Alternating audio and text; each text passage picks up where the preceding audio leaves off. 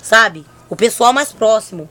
Os seus pecados. E detalha, os seus pecados. Sabe? Jesus ainda deixa claro.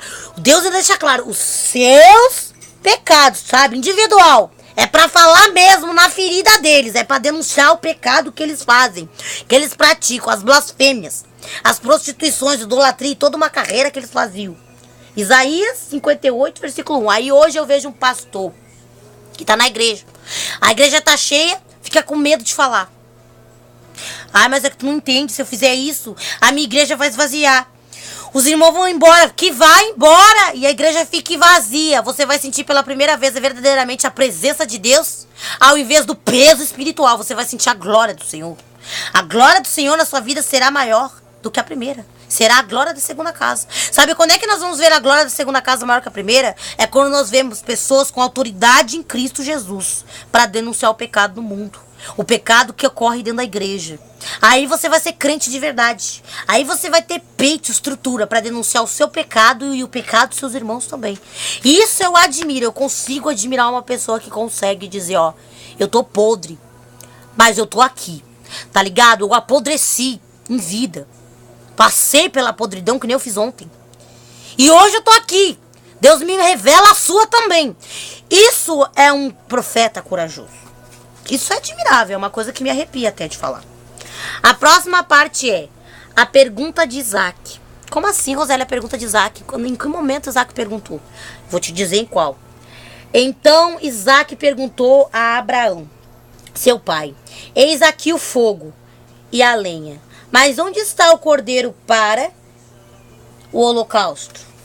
Olha a pergunta do menino. Gênesis 22, 7. Um dos textos mais impactantes e conhecidos do Antigo Testamento é a narrativa de Gênesis 22, onde Deus exige de Abraão que ofereça Isaac, seu filho predileto, em sacrifício.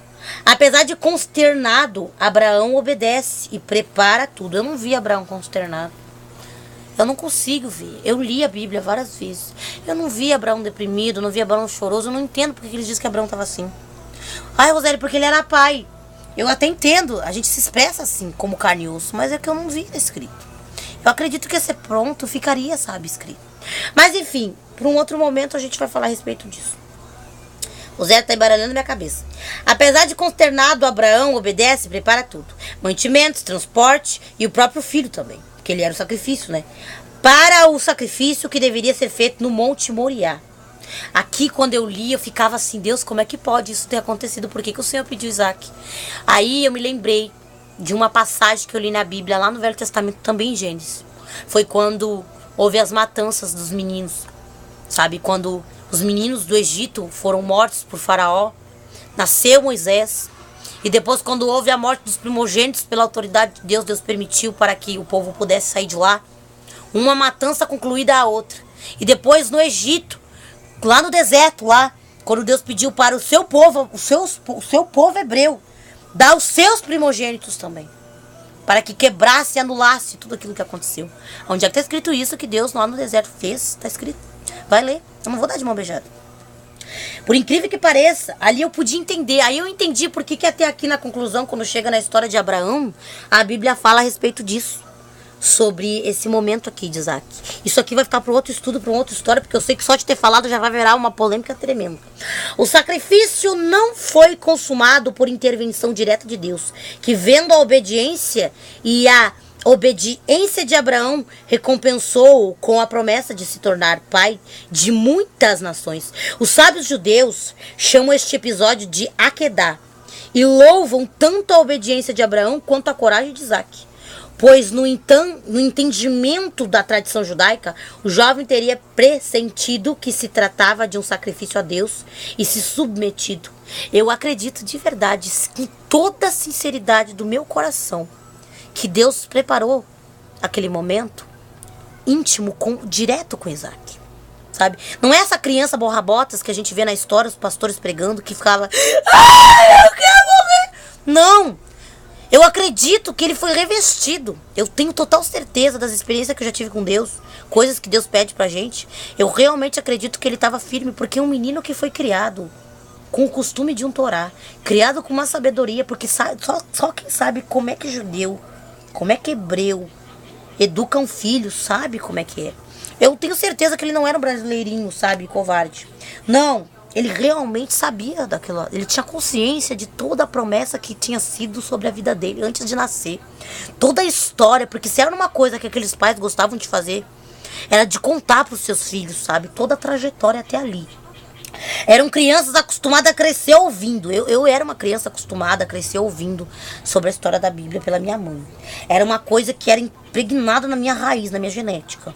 Então eu sei com que mente que a gente fica, sabe? Que mente a gente vai crescendo e vai sendo construído sobre nós. Então ele não tinha uma mentalidade do tipo diferente disso, sabe? E a respeito do que eu falei anteriormente, que vai ser um estudo que eu vou falar a respeito disso, e é uma coisa que eu posso provar na Bíblia para falar a respeito daqueles que vierem me julgar, e que eu sei que vai ter muito que julga e ataca. Se você lesse a Bíblia, você não julgaria e não atacaria, porque isso aqui é uma coisa que é escondida lá no seminário, proibido de pregar nas igrejas. Pode ver, ninguém prega sobre essa parte. Ninguém comenta sobre isso em Gênesis. Passam batidos a respeito. E ninguém se atém a isso. Então, quando você for ler, tanto na Bíblia quanto na história da Bíblia, quando você estiver estudando teologia, sabe? Tenha mais respeito pela história. Entendeu? Para de ficar sendo mais um borra-botas, sabe? A esconder os fatos das realidades, das verdades. Porque a verdade, se a gente for descobrir, se a gente for falar a verdade como ela é, a verdade não é bonita. E não é nem linda. De fato, temos motivos para crer que Isaac seria capaz dessa perspicácia. Pois em determinado momento da caminhada, é ele que faz uma pergunta, que certamente colocou um nó na garganta do velho Abraão. Aqui na narrativa do cara escrevendo: Pai, estou vendo a lenha, estou vendo fogo, mas onde está o cordeiro? O costume de oferecer cordeiros em sacrifício a Deus, encarado pelos judeus antigos como uma ordenança sagrada, apontava para o sacrifício em que Jesus, séculos mais tarde, ofereceria sua própria vida por nossos pecados. Não por acaso, João Batista o apresentou a Galileia como o Cordeiro de Deus que tira o pecado do mundo. Tanto é que naquela época, quando os homens faziam isso, eles já sabiam que haveria um dia em que nunca mais eles precisariam ficar naquela rotina sacrificosa de mata cordeiro, mata cordeiro, mata carneiro, mata cordeiro. Qualquer coisa que acontecia, mata um carneiro, mata um cordeiro. Tinha específica, quando não era carneiro, quando não era cordeiro, ou era ave, quando não era ave, era pomba. Tinha tanta coisa que eles matavam. Eles não aguentavam mais aquela vida, era uma vida desgraçada. Eu imagino que devia ser desgraçado, cara, pensa naquilo. Todo pecado que acontecia, tinha que matar um carneiro, tinha que matar um bicho, tinha que ter um derramamento de sangue. Sempre tinha que haver um derramamento de sangue, porque tinha que haver um derramamento de sangue. Quando a promessa surgiu dizendo que um cordeiro viria e ele seria o cordeiro, ele tiraria todo o pecado do mundo, então tudo seria colocado sobre aquele cordeiro. Pensa na alegria. Pensa no alívio. Eu fico imaginando os caras assim: meu Deus, grande dia, chega dia, grande dia. Porque eles morreram com essa promessa. Todos esses homens do Velho Testamento morreram com essa promessa. Porque era muito sério. Eles tinham que matar. Eles tinham que fazer aquilo. Porque era o único jeito de parar a ira de Deus. Deus não parava se não fizesse isso. Era a única maneira de agradar e parar. Eu fico pensando o alívio que era, o anseio, a esperança daquilo. Para cada rebanho tinha que sacrificar. Para cada colheita um sacrifício. Para cada coisa que era feita uma coisinha. E os judeus são assim até hoje. Para tu ter uma ideia como que é. Porque eles não aceitam o jeito que Jesus veio, entendeu? Para eles Jesus veio pobre, veio humilhando mesmo. Para eles não vale, é inválido. Eles creem que o Messias que virá será rico. Mas o rico que vai vir é o anticristo. Ele virá ostentando, entendeu? É por isso mesmo que a pergunta feita por Isaac a Abraão permanece atual nos dias de hoje.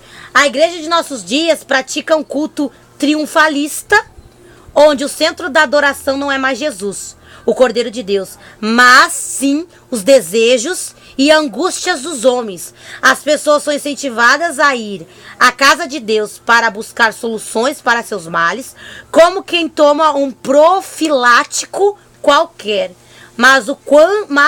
E quanto ao cordeiro, aonde fica? Existe lenha, materialismo, e existe até fogo, manifestações pentecostais. Mas onde está o cordeiro? Olha a pergunta do estudo. Eu falei que o estudo era bom. E eu termino o livro aqui, ó, acabou. Sério, gente, o livro acabou. Acabou o livro. Gente, o livro acabou. Olha aqui. Em tirar a própria vida por terem descido na escala social, o que demonstra que o tesouro do seu coração está ligado à fama e ao renome.